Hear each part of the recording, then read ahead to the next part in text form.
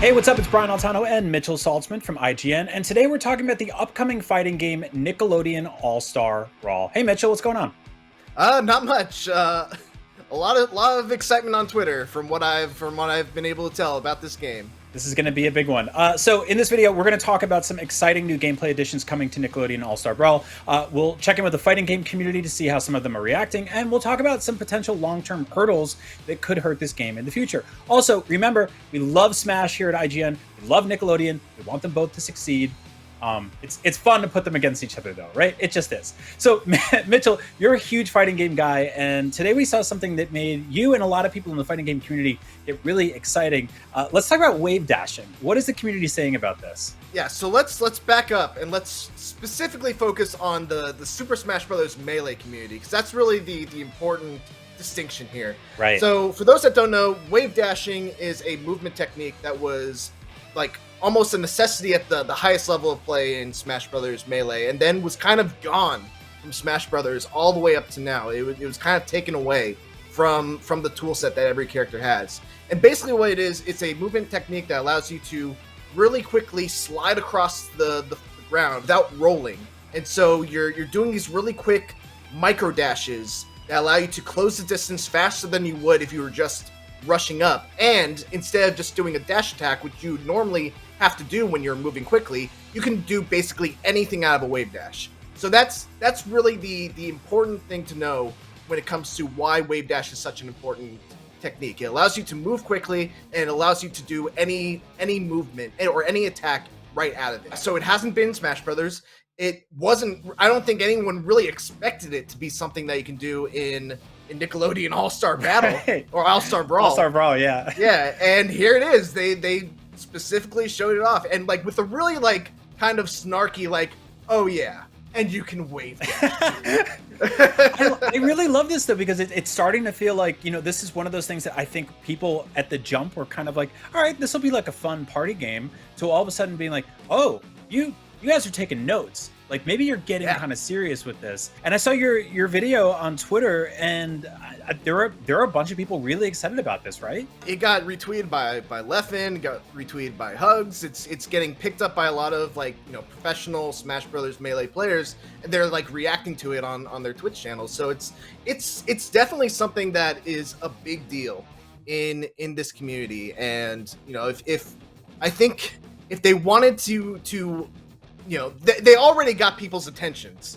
with you know, their first couple trailers for this game, but people are now like opening their eyes and being like, oh, this is a Smash Brothers game. Yeah. Like this could be like an actual legit competitive Smash Brothers type game. And I'm really excited about that, because it's, you know, first of all, it's good to see competition in that field. Secondly, I think even it's a good playbook to kind of pull from, right? Even the way they're sort of announcing new characters with that kind of diagonal 3D text. And today they put out moveset videos. It's just like, I don't think I would have expected that from a Nickelodeon game in the past, right? And we're seeing like sort of character breakdowns and move lists and stuff like that.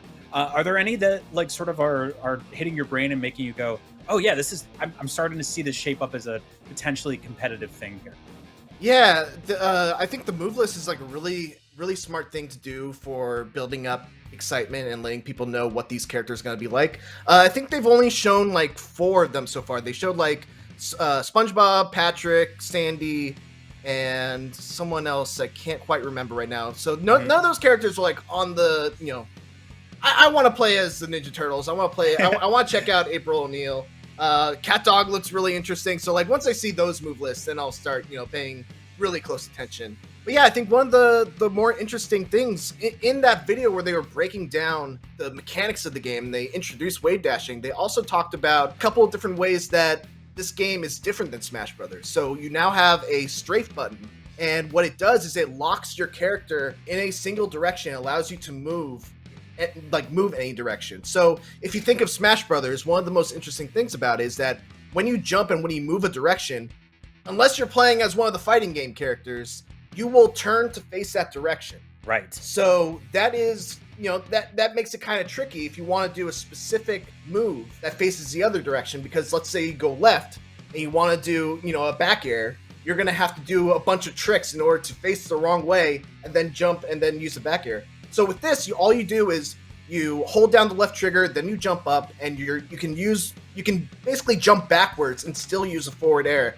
at the same time. That sounds. Awesome. I know that sounds like a lot. I'm sure to like a dedicated Smash Brothers fan, they're like, oh yeah, that makes sense. No, you do a great job of explaining it. Actually, like for me, I know in the moment I'm gonna be like, wait, what was that? But for like competitive people, I think they're gonna get it. And I think that's what's really cool about this. Like Smash Brothers started somewhere, right? Everything has to start somewhere, and I think that's like one of the special things about Smash Brothers is obviously it is one of the most nostalgic pulls in video game history. It's one of the biggest accomplished in video game history of pulling together characters from all over the medium, characters that originated in gaming. But Nickelodeon has that same level of nostalgia, maybe not at the level of like Mario or something like that, but SpongeBob is arguably if probably more popular than Mario on the internet these days. He's a living meme. I think that they have potential to sort of have a long-term game plan here where they keep adding more and more characters. They keep delighting and surprising us with like things that we hadn't thought of. I mean, bring in like Olmec from Legends of the Hidden Temple, like bring in Doug Funny, like just go crazy with it. Bring in a temple guard from Legends of the Hidden Temple that just pops out like from a rock or something and just instantly kills you. If they start doing assist trophies, that's perfect for that. So I think it can go long term there too. Now, one of the things that I think has held back Smash Brothers a bit, outside of the fact that the community has largely continued to hone in specifically on Melee because they love the groundwork of that game more than pretty much anything that came afterwards, is that Nintendo hasn't historically played super well with the fighting game community. They've sort of, not really been incredibly supportive there. In fact, in some ways, kind of antagonistic and pulling away entirely. Do you think that like Nickelodeon has a chance here of kind of going, hey, we want to push that side of it a bit more? We want to really like help raise that up a little more? It's tough to say. I mean, the first thing it comes down to is like, is this game going to be good? We can look at it and we can, see the mechanics and be like, oh, that looks great. But once it's not going to be until we actually get to play it that we can really see if the competitive community is gonna get behind it. So that's like the first hurdle that they have to cross, and I think it's important to know that they haven't crossed that hurdle yet because no one's actually really played this game. So yeah, I guess we'll see. Yeah, for sure. I think that like that's an interesting thing to reiterate here. None of us have played this game yet, and so it could just not be what we're hyping it up to be, or it could be like a really awesome, solid, competent fighting game. One thing we do know right now, though, that a lot of people are sort of saying is a very negative thing, and obviously you and I talked about this recently on Nintendo Voice Chat, the lack of voice acting is such a big deal for these characters. They all have these recognizable quotes and sound effects and stuff like that, and they didn't really they're not really planning on bringing it to that level in this game, correct? Yeah, it doesn't seem like it. From the videos that we've seen, I haven't seen any or haven't heard any voice acting, and it makes sense. I mean, you can't look at this game and think like, wow, this screams big budget, fighting game, and they would have to get union voice acting for all their characters, and that's a lot of money, and also it's a big commitment going forward because they're probably going to do DLC characters. Right. They're going to have to get the voice acting for that too. And it's a lot of money. My hope is that eventually this game will be successful enough, and they'll realize that they have the money now for voice acting, and they'll patch it in somehow for free. I can't imagine it wouldn't be for free. That would be my hope. Imagine Smash Brothers without PK Fire or anything Captain Falcon does. It would feel almost anemic, I think, in terms of what that game actually is with everything considered. Right. Yeah, and Nickelodeon, if you're listening, do not put like a Tom Kenny voice pack on the DLC store. None of that. No. I would pay $1 for the talk. Who's the neighbor from Doug? Bring him in there.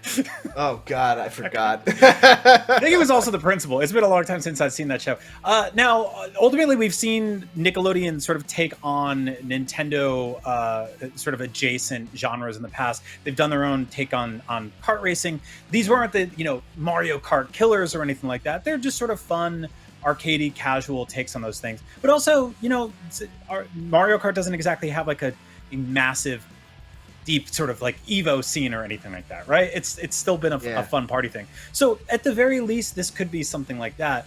But one thing I did want to ask you before we go is, do you think that this has a chance to sort of like live alongside Smash? And if not, like, is there any sort of IP or fictional universe or anything like that that's big enough to take on the Nintendo family tree of Mario's and Waluigi's and all the people they call up? I mean, first of all, I would love to see an anime, like an actual anime Smash Brothers. Like they've done a couple of Shonen Jump fighting games, and they've done Jump Ultimate Stars on the Nintendo DS that never came out in the US, which I'm still very bitter about. But in terms of like, can this hang alongside Smash Brothers? I say absolutely. There, you know, even though Smash Brothers has been a thing for a really long time now, if you look at like the number of Smash clones that have come out and that have, like, you know, persisted, there's not that many of them. There's like Brawlhalla, there's Rivals of Ether, there might be like one or two more that I can't think of at the moment, but like, this is a genre that is rife for competition. There was also PlayStation All-Stars Battle Royale, which, you know, we won't get into, but yeah, this is a genre that I think is rife for competition, and I think this is the perfect platform for Nickelodeon to really step into and make its name known in the video game space. So yeah, and like, again, it's not just a Smash Brothers clone. If you look at that gameplay breakdown, they're doing a lot of pretty interesting things. They're giving characters both light attacks and heavy attacks in addition to special moves, which Smash Brothers has never really done. They're limiting the amount of moves per category to 3, so you have like an up move, a mid move, and a down move for the light attacks, strong attacks, and special attacks. They have air throws, which is crazy. They have a single directional air dash, not an air dodge, for every character, and then you can also dash downward, which is what allows for the wave dashing. You have the aforementioned strafe button, the fact that you can, you know, throw enemies in the air. There's a lot that's different in this game.